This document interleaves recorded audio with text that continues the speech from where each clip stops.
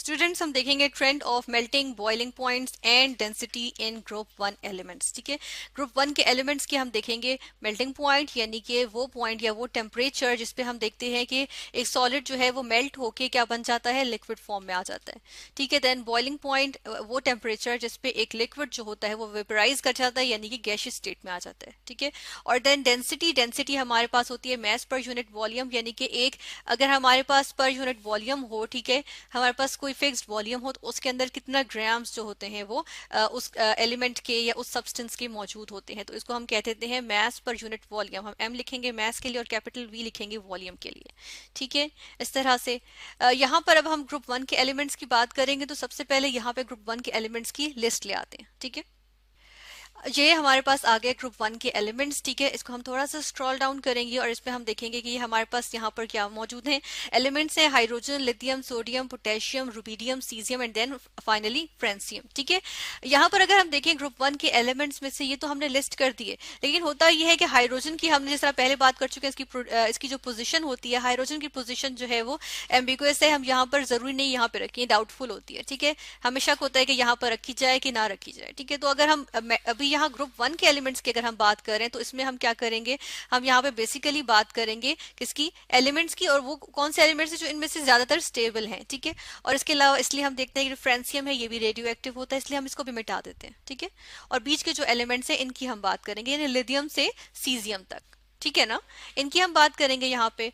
और हम यहाँ पर ये भी देखते हैं कि ये हमारे पास इनको हम ग्रुप वन के जो एलिमेंट्स हैं अगर हम हाइड्रोजन को निकाल दें तो हम बाकियों को कहते हैं अल्कली मेटल्स। ठीक है, तो यहाँ पर हम इनके मेल्टिंग बॉइलिंग पॉइंट्स का ट्रेंड देखेंगे। फर्स्ट ऑफ ऑल इसके लिए हम ग्राफ ले आते हैं। ये हमारे पास आ गया ग्राफ।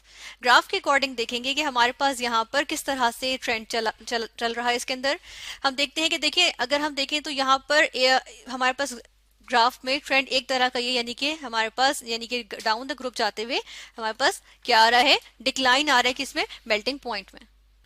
यहाँ पे हम लाइन से शो करते हैं। ठीक है, ये इस तरह से, फिर ये, फिर इस तरह से। ठीक है, तो देख रहे हैं कि डिक्लाइन आ रहा है। ठीक है, यानी कि डाउन द ग्रुप जाते हुए यानी कि लिथियम से सीजियम पे जाते हुए हम क्या देख रहे हैं, हम देख रहे हैं कि ये हमारे पास हम कहते हैं कि डिक्रीज आ रहा है मेल्टिंग पॉइंट में भी, और सॉरी बॉइलिंग पॉइंट में भी, और ये देखिए ये मेल्टिंग पॉइंट है इसमें भी हमारे पास डिक्रीज आ रहा है। ठीक है, तो ये दो डिक्रीज आ गए हैं और ये डिक्रीज का मतलब है कि डाउन द ग्रुप यानी लिथियम से सीजियम तक जाते हुए।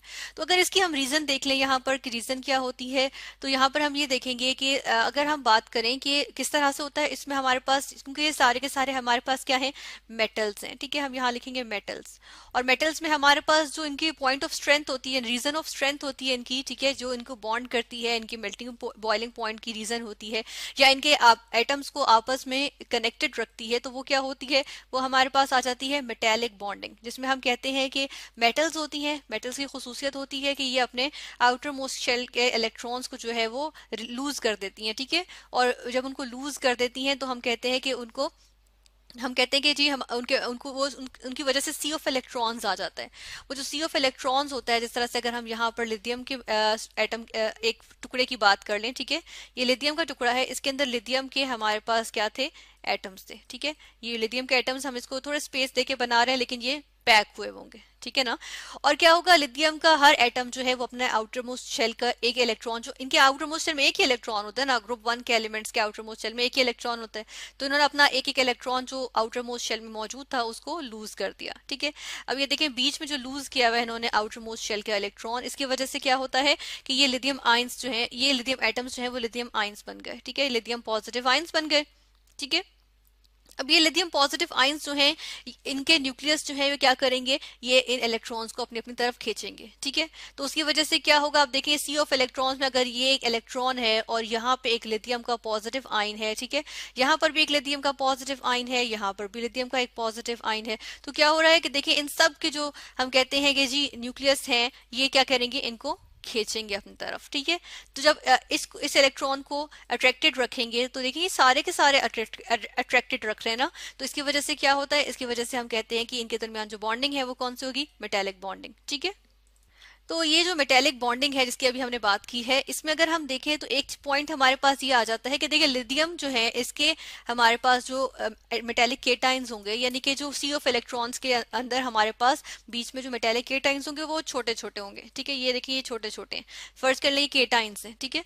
तो ये केटाइंस जो है ये छोटे छोटे हैं, जब तो इसलिए ये अगर इलेक्ट्रॉन्स का सी मौजूद होगा तो उनको क्या करेंगे, ज्यादा अट्रैक्ट कर सकेंगे, क्योंकि इनका न्यूक्लियस जो है वो आउटर मोस्ट शेल से हम देखते हैं करीब ही है, ठीक है ना। तो इसलिए ये इनके न्यूक्लियस जो है वो ज्यादा अट्रैक्ट कर सकेंगे इनको, यानी ज्यादा सख्ती से अट्रैक्ट कर सकेंगे। इसकी वजह से हम देखते हैं मेटेलिक बॉन्डिंग जो हमारे पास आ जाती है लिथियम में बहुत स्ट्रांग आ जाएगी, ठीक है। उसके बाद सोडियम है, सोडियम का स्ट्रक्चर इनसे थोड़ा सा बड़ा होगा, यानी कि न्यूक्लियस जो है वो अंदर को होगा और आउटर मोस्ट शेल जो है वो दूर होगा, ठीक है, एज कम्पेयर टू लिथियम। तो उसकी वजह से हम देखते हैं कि हमारे पास क्या होता है कि अट्रैक्शन थोड़ी सी कम हो जाएगी, तो मेटेलिक बॉन्डिंग थोड़ी सी लूज आ जाएगी, ठीक है, यानी कि लेस स्ट्रांग आ जाएगी। और करते करते जब हम सीजियम तक पहुंचते हैं तो यहाँ पर क्या होता है कि हमारे पास एटम्स जो है या उनके जो उनसे जो केटाइंस बन जाते हैं ना, अब वो इस तरह से, ठीक है, हम देखते हैं इतने बड़े बड़े, ठीक है। अब इतने बड़े बड़े केटाइंस हैं, ये इलेक्ट्रॉन उतना ही साइज का होगा, और देखें बीच में यहाँ पे हमारे पास न्यूक्लियस होगा, ठीक है, यहाँ पे ये हमारे पास न्यूक्लियस है। अब देखें न्यूक्लियस को इस इलेक्ट्रॉन को खींचने के लिए देखें डिस्टेंस ज्यादा बन गया, जबकि इसके न्यूक्लियस को देखें तो डिस्टेंस जो है वो कम है, ठीक है।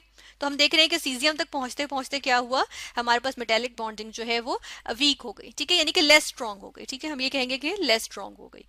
और इस लेस स्ट्रॉन्ग बॉन्डिंग की वजह से हम देखते हैं कि डाउन द ग्रुप जाते हुए मेटेलिक बॉन्डिंग क्या हो गई, हम देखते हैं इस तरह से लिखेंगे, जाते हुए क्या हो रही है, डिक्रीज कर रही है, ठीक है।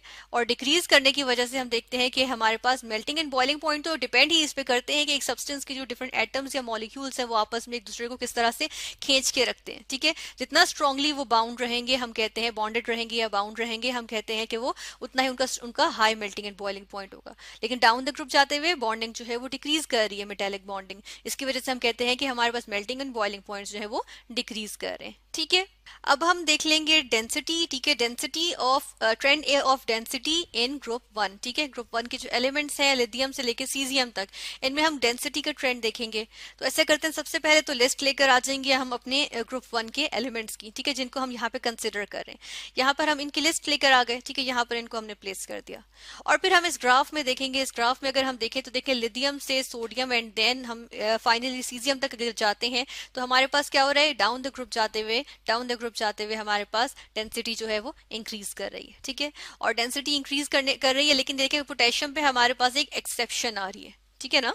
तो इस एक्सेप्शन को भी डिस्कस करेंगे, और डाउन द ग्रुप जाते हुए इंक्रीज क्यों कर रही है डेंसिटी, इसको भी हम डिस्कस करेंगे, ठीक है। तो सबसे पहले तो ये कि देखें डाउन द ग्रुप जाते हुए हमारे पास क्या चीज इंक्रीज कर रही है, यहाँ पे हमारे पास एटॉमिक रेडियस तो इंक्रीज कर रहा है, लेकिन जो एटॉमिक मास होता है ना, ठीक है, वो भी क्या कर रहा है, डाउन द ग्रुप जाते हुए इंक्रीज कर रहा है, ठीक है। एटॉमिक मास जब इंक्रीज कर रहा है, इसका मतलब है कि यानी मास इंक्रीज कर रहा है ना, तो हम कहते हैं मास पर यूनिट वॉल्यूम कहते हैं ना, वॉल्यूम डेंसिटी हमारे पास क्या होती है, मास पर यूनिट वॉल्यूम। तो देखिए मास इंक्रीज कर रहा है, अगर लिथियम का मैं 1 सेंटीमीटर क्यूब लूंगी, ठीक है, वॉल्यूम लूंगी, तो उसमें मेरे पास मास जो है वो कम होगा एज कम्पेयर टू अगर मैं सोडियम का 1 सेंटीमीटर क्यूब जो है वो पीस लूंगी, ठीक है, यानी कि वॉल्यूम लूंगी, और उसमें देखूंगी तो मेरे पास मास ज्यादा होगा, क्योंकि down the group mass increase कर रहा है। दूसरी चीज यहाँ पर आ जाती है पैकिंग, ठीक है, कि किस तरह से एटम्स जो है वो पैक्ड हैं, ठीक है। तो यहाँ हम लिखेंगे पैकिंग। अब यहाँ पर होता यह है कि देखें अगर इतना सा मेरे पास वॉल्यूम है, ठीक है, इसको इस लिहाज से भी तो देख सकते हैं ना, इस वॉल्यूम में हमने लिथियम के एटम्स को अगर डालेंगे तो देखें बहुत सारे एटम्स आ जाएंगे, ठीक है ना। यहाँ पे मेरे पास पैकिंग जो होगी लिथियम की वो उसमें बहुत सारे एटम्स आ जाएंगे इस तरह से, ठीक है। लेकिन अगर मैं इसकी जगह सीजियम की बात कर लूं, ठीक है, यहाँ पर अगर हम बात कर लें सीजियम की, तो सीजियम का ये टुकड़ा फर्ज करें अगर चलें उतना ही बनाएंगे हम, इतना ही टुकड़ा ले लेते हैं, ठीक है, सीजियम का भी। तो इसके अंदर अगर सीजियम के एटम्स है देखें वो तो इतने बड़े बड़े हैं, कितने आ गए इसमें, बहुत सारे तो नहीं आ गए ना, ठीक है, बहुत थोड़े से आ गए हमारे पास एज कम्पेयर टू लिथियम। लेकिन होता क्या है कि हमारे पास सीजियम का यहाँ पर हम देखते हैं कि एटॉमिक मास लिथियम से कहीं गुना ज्यादा है, ठीक है, जिसकी वजह से हम क्या कहते हैं कि हम कहते हैं कि जी सीजियम का जो डेंसिटी होगी वो ज्यादा होगी, ठीक है, इस वजह से सीजियम की डेंसिटी ज्यादा होती है, ठीक है ना। फिर हम एक्सेप्शन की बात कर लेते हैं, सॉरी एक्सेप्शन यानी कि सोडियम के बाद पोटेशियम जो है उसकी डेंसिटी सोडियम से ज्यादा होनी चाहिए थी, लेकिन वो सोडियम से लाइटर है। इसकी रीजन अगर हम देखें, इसके लिए हम क्या करते हैं कि इसको यहाँ से उठा के कहीं और प्लेस कर देते हैं, ठीक है। इस पार्ट को हमने यहाँ प्लेस कर दिया, ठीक है। और अब हम बात करेंगे यहाँ पर इसके लिए इस एक्सेप्शन को देखने के लिए हमें क्या करना पड़ेगा। लिथियम से सीजियम तक हम क्या करते हैं, सबसे पहले इनके रेडियस लिखते हैं, देन हम इसके एटॉमिक वेट्स लिखते हैं, ठीक है। यहाँ पे अगर हम देख लें, हमने जिस तरह एटॉमिक रेडियस लिख लिया, पिकोमीटर में लिखा, ठीक है, यानी इंटू 10⁻⁻12 मीटर्स में लिख लिए, ठीक है। यहाँ पे ये मेंशन किए, और एटॉमिक मास हमने एटॉमिक मास यूनिट में मेंशन किया, ठीक है, AMU में, और ये हमने लिथियम से सीजियम तक सारे मेंशन कर दिए, ठीक है ना। अब अगर रेडियस को देखें तो देखें ये तो हमारे पास स्मूथली इंक्रीज कर रहा है ना, रेडियस हमारे पास स्मूथली इंक्रीज कर रहा है। लेकिन एटॉमिक मास को अगर हम देखें तो देखिए लिथियम से सोडियम में जाते हुए हमारे पास कितना डिफरेंस है ना, अच्छा खासा डिफरेंस है। फिर हम देखेंगे पोटेशियम से रुबीडियम तक जाएं तो हमारे पास बहुत अच्छा खासा डिफरेंस है, ठीक है, 39 से 85 बहुत ज्यादा डिफरेंस होता है।